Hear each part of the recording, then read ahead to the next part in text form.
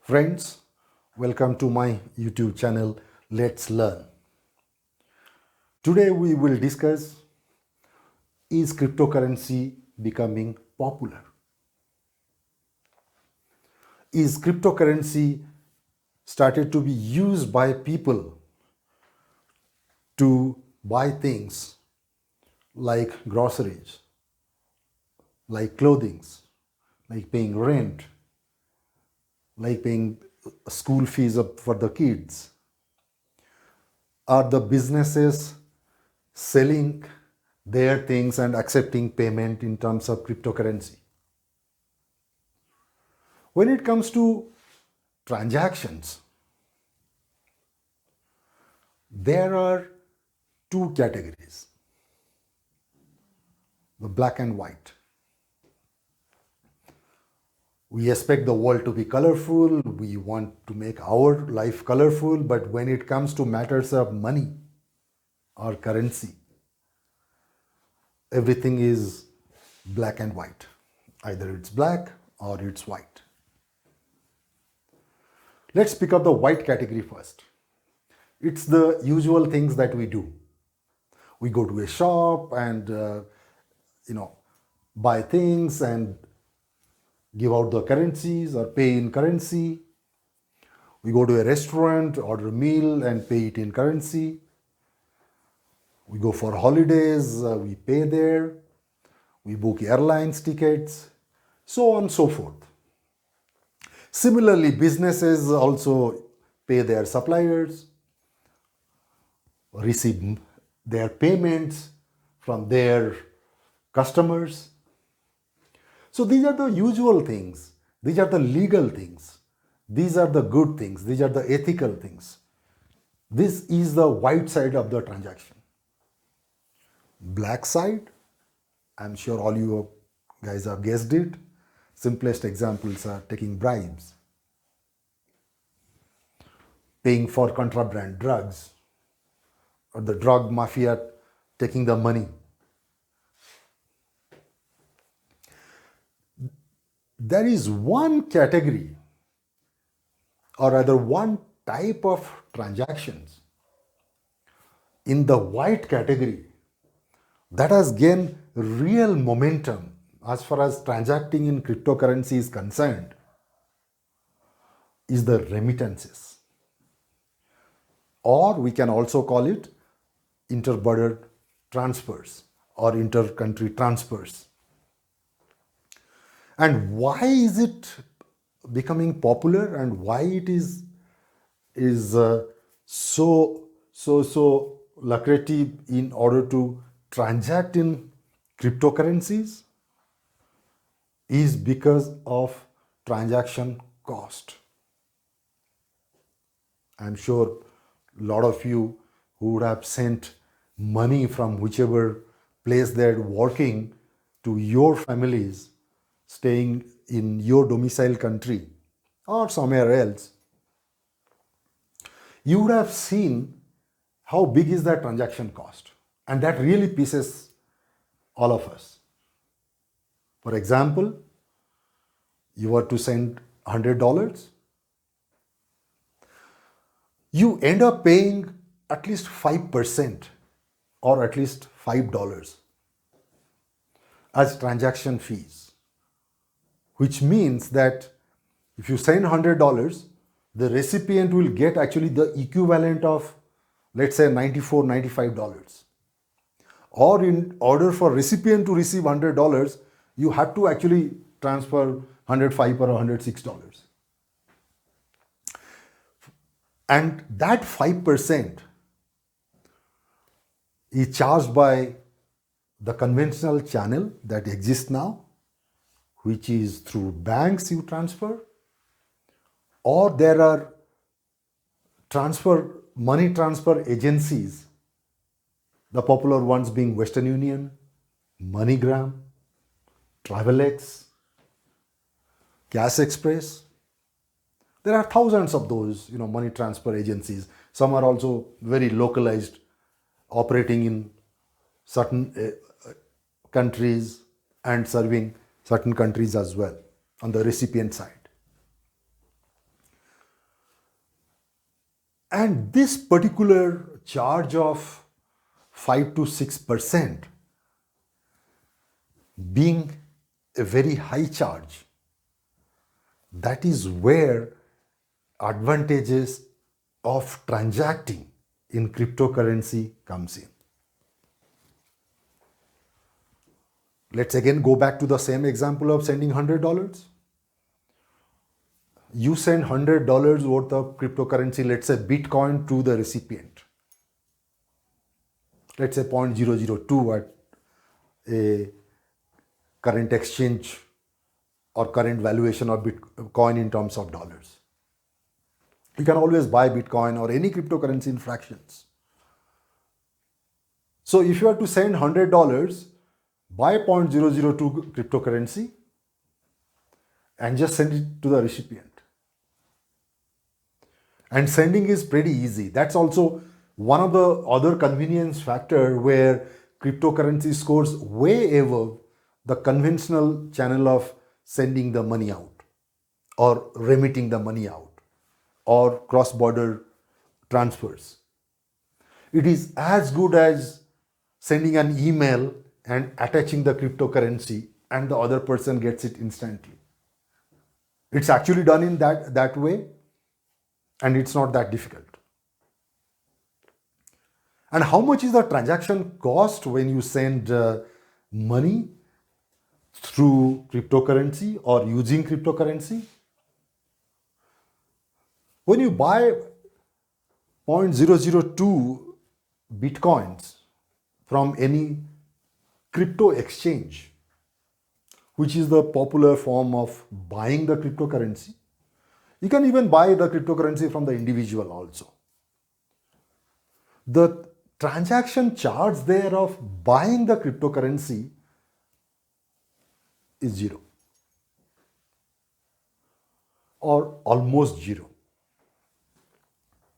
Two reasons for it. Let's say you are buying from me. I won't charge you a transaction charge. I will also only say that, oh, okay, if you give me $100, 0.002 is the bitcoins that I'm going to send it to you. Or I give it to you. I send it to your wallet. Or if you buy from a crypto exchange, which is like a brokerage house, and as you know that the brokerages are very, very less. And as it go now, because the cryptocurrencies exchanges are the new thing or the new business that is springing up, and everybody wants to acquire the customer and everybody wants to hold on to the acquired customer as much as possible, most of them have made those transactions free. You don't have to pay anything as brokerage when you buy a cryptocurrency. But some exchanges do charge, and whoever charges, the fees are very nominal. It's 0.25%, 0.25%, which means that to buy 0.002 Bitcoin from that exchange which charges you, the charges are just 25 cents for $100 equivalent. You send that Bitcoin to the recipient. The recipient has the option of selling it directly from his or her wallet to somebody else, whoever wants it, or can encash it in the exchange to which he or she has subscribed to or has an account. And there too, the encashing the Bitcoin there is also more or less free of cost. And even if there are charges, it will be another 25 cents. So in the entire process of transfer of money, let's say $100 from you to your recipient, the transaction charge is just 50 cents if you put 25 on one side and 25 cents on the other side. And compare that to $5 or $6 that you would have shelled out as transaction charge. And also the convenience. if you want to transfer foreign exchange, you have to, even if you go into your internet banking, you have to fill up a form, you have to give a declaration. And even if you go to the money exchange people, they would like to, have your ID documents, your income statements, your bank account statements. They would like to see your employment contract, your work permit if you're working there, or your residency permit. So there is a hell lot of paperwork that gets done, apart from you have to travel few kilometers at least in order to go there. So cryptocurrency also scores very well on the convenience factor. It's as good as giving somebody $100 and the person loading your wallet by 0.002 Bitcoin. And when you would send to the recipient, it's also on the click of the mouse. Let's look into the remittances by businesses. Let's say small and medium business, guys who do, exports or imports, worth of, let's say, 10 million to 20 million kind of, every year or so. Small and medium businesses. Let's pick up somebody who does, 10 million worth of business. That company or that businessman also faces the same situation. If he has to remit, then the business also faces the transaction cost to the tune of, again, 5 or 6%. And if $10 million worth of remittances are sent, then we are talking about anything more than $500,000 US. And $500,000 US absolutely is a large sum of money. And with the competition that these small and medium businesses face, when they try to sell their things in the global market, even that 5.5 to 6% is quite a large percentage, as well as large absolute value in terms of $500,000 US.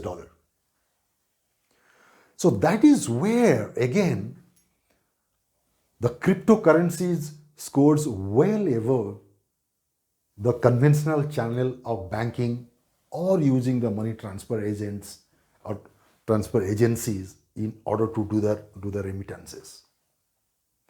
People can always argue that 10 million US is a big sum of money, and by the time the person receives or the business receives, the Bitcoin would have, or the cryptocurrency would have failed by 10% or 12%.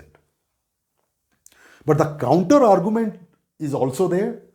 By the time the business or the person receives his money for sending out his goods or services, and maybe there is a lag of 2-3 days after which he would encash the money, the Bitcoin or the cryptocurrency would have also gone up by 10 or 15%.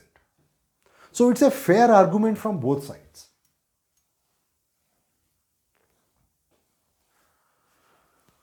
And with cryptocurrency having a great advantage over conventional channel when it comes to remittances or money transfer or inter-border transfer,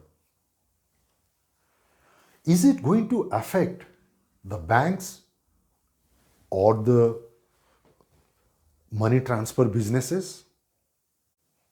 Absolutely yes. Because of the high transaction cost, and because that the cryptocurrency is now providing an alternative, why would anybody not do that? Why anybody not use the cryptocurrency channel? And what does it mean to the banks when it comes to their remittance services, which is actually quite a big chunk of their business?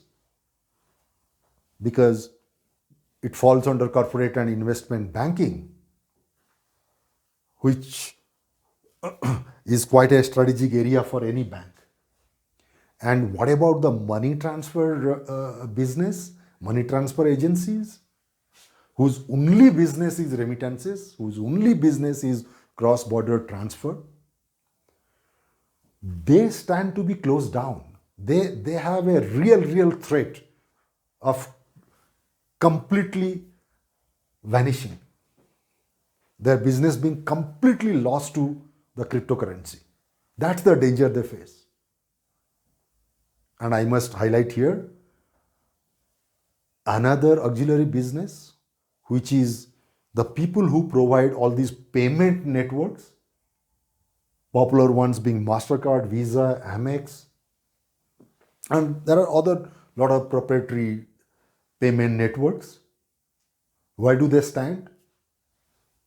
Why would anybody pay their higher charges, which sometimes comes with at least 2 to 3%, in order to use that network, when with 0.5% you can do such transactions? Or why would a bank or a fintech or the money transfer agencies would use that network? Because the 5 or 6% transaction that they charge, also a portion of it goes to these payment network operators. They are also at the risk of extinction. And these three businesses, it's not about whether they'll be affected or not. It is just a matter of time when they will be affected drastically. Now friends, let's change to the black transactions. That is where it is very concerning.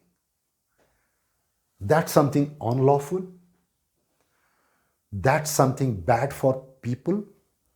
That's something bad for society as a whole. And that's bad for countries and the whole world as such. If somebody takes bribe in cryptocurrency, even if whistles are blown, even if it is reported, even if authorities come and search on their properties, they're not going to find the suitcases or airbags or bundles of cash or jewelry or other kind that usually the authorities would find, and we read that in newspaper, television, and we see it everywhere.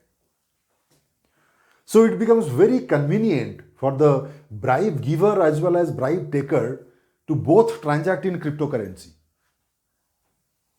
The bribe giver buys a Bitcoin and put it into the cryptocurrency wallet of the bribe taker. There is no audit trail. There is nothing to be found, even if the authorities, go and search his or her place. So it becomes like very convenient for both sides, because the chances of the bribe taker being caught, which essentially means that finally the bribe giver might as well be caught, is minimized. There is nothing to be seen, there is nothing to be found out.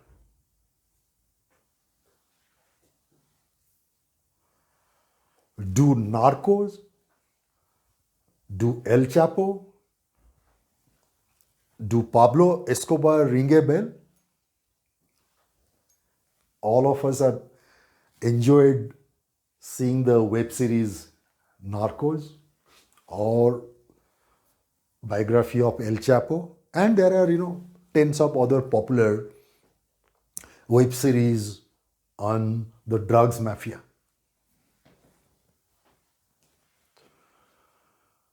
The whole business of drugs, I would say, operates on two complementary supply chain.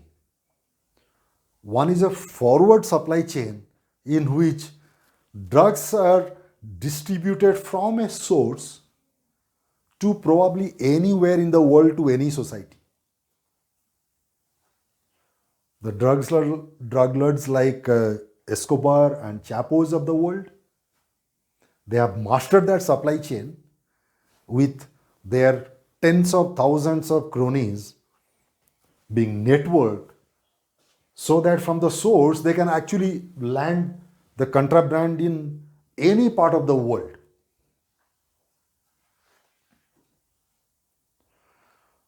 And the money for the contraband has to also come back to the source.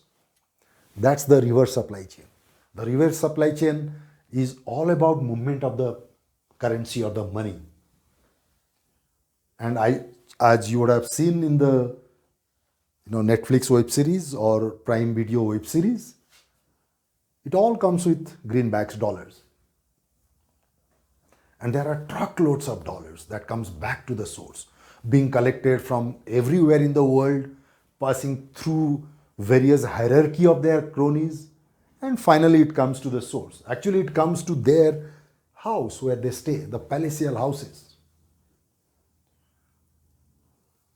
And you would have seen that on the probably mezzanine floor or even a big safe house, they would have employed hundreds of people sitting there with the cash counting machines to count those dollars, put them into bundles, stuff them into suitcases or even into gunny bags.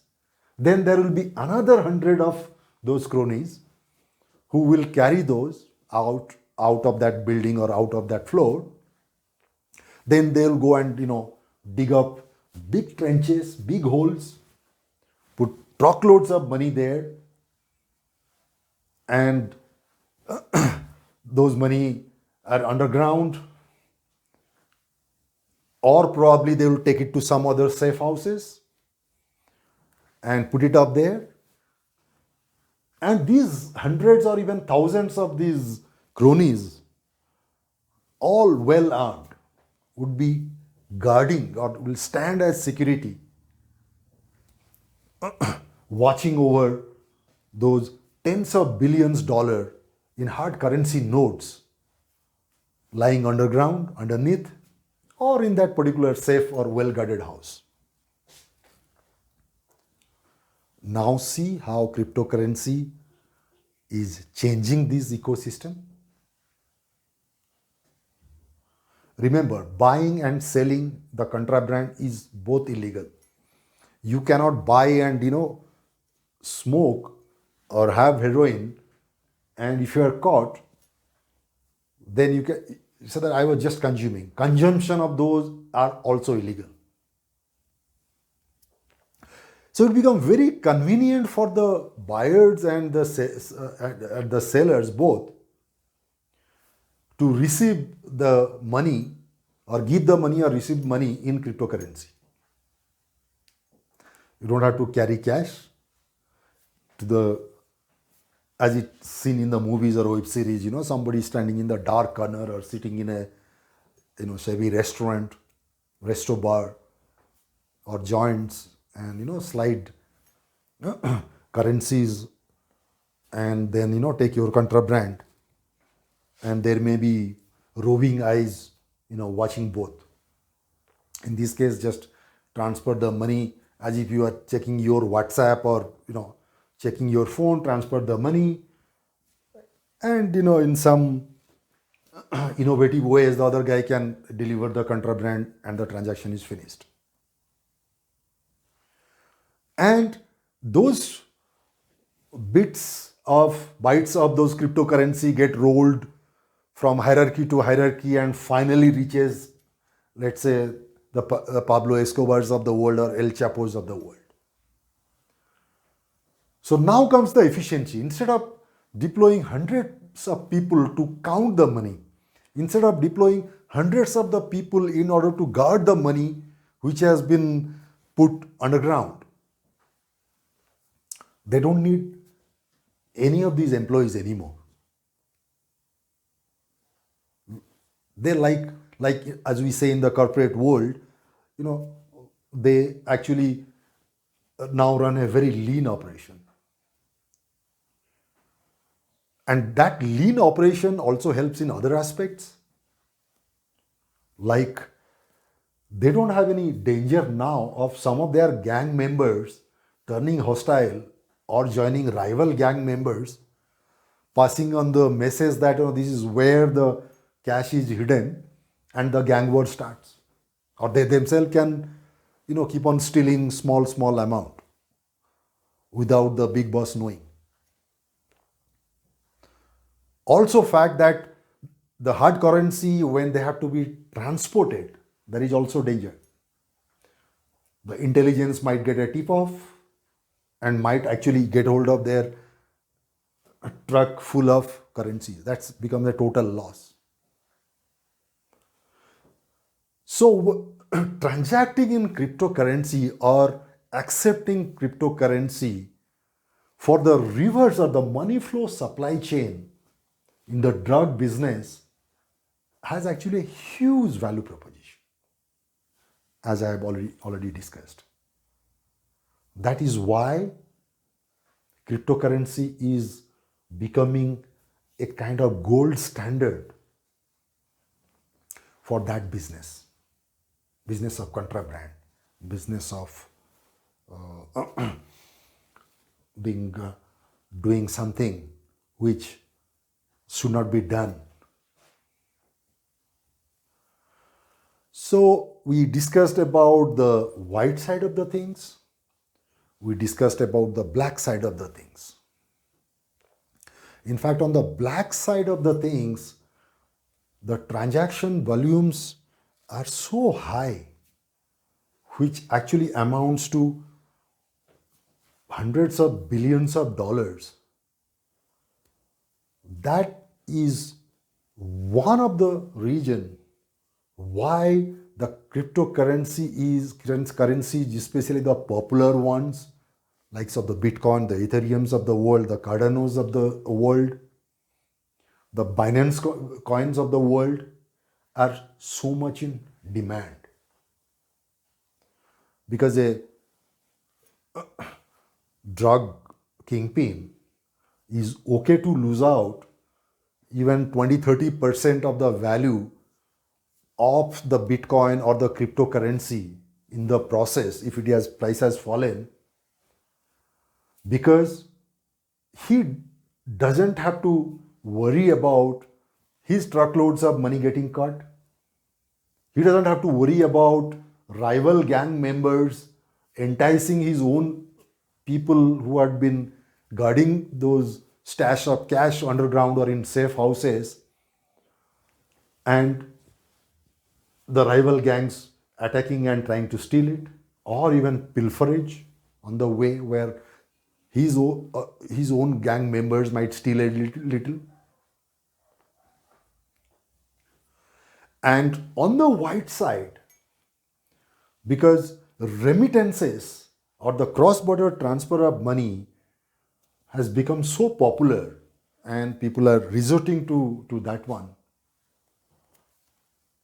I must put an example here. I was talking to a friend of mine whose son studies overseas, and from India, when he sends money, every 2 or 3 months for his tuition fees, for his upkeeping, for his hostel fees. He was complaining that every time he sends it, actually the transaction cost comes almost nearly 10%. And that is where he was exploring if he can actually buy some bitcoins. By some, I mean a fraction of Bitcoin, and send it to his son's wallet, and the son can encash from that side without having to go through a hell lot of paperwork when his bankers want every time he sends it a lot of documents to be given, and he says that it's like half a day waste of time. where he can do this by click of the mouse, and not only to save on the transaction cost, but also the convenience. Okay, coming back to remittances, because the value proposition when it comes to remittances or cross-border payment is so good because of lower transaction cost, lot of demand of the cryptocurrency and the cryptocurrency getting volatile is also contributed by this. And for our individual day-to-day transactions, we could buy things now at Amazon. Though Amazon has stopped accepting cryptocurrencies now, the only thing now you can buy at Amazon using cryptocurrencies are the gift vouchers. But there are a lot of other e-commerce or e-tailers or electronic retailers who are accepting cryptocurrency. There are airlines who are accepting cryptocurrency. There are hotel chains who are accepting cryptocurrency. There are even businesses who have offered to pay their employees, of course, a portion of it, let's say 10 or 20% in terms of cryptocurrency. And the most famous example is when Lionel Messi was contracted by football club PSG. They made a portion of Messi's contractual salary in cryptocurrency and specifically in Bitcoin. So it's catching up. And whenever there is a convenience factor or wherever there is a factor of transaction cost, people will or the business will always accept it.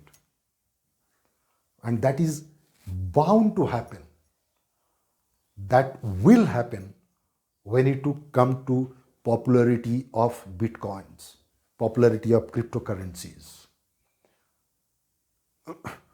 People will keep on accepting the fact, people will start transacting on it, and they will try to make it popular, or it will automatically become popular. And in the process, a lot of businesses, as we discussed, may be impacted. Friends, thanks so much for watching. You guys keep well, stay safe, stay happy. We will meet again with another interesting topic. Thank you so much.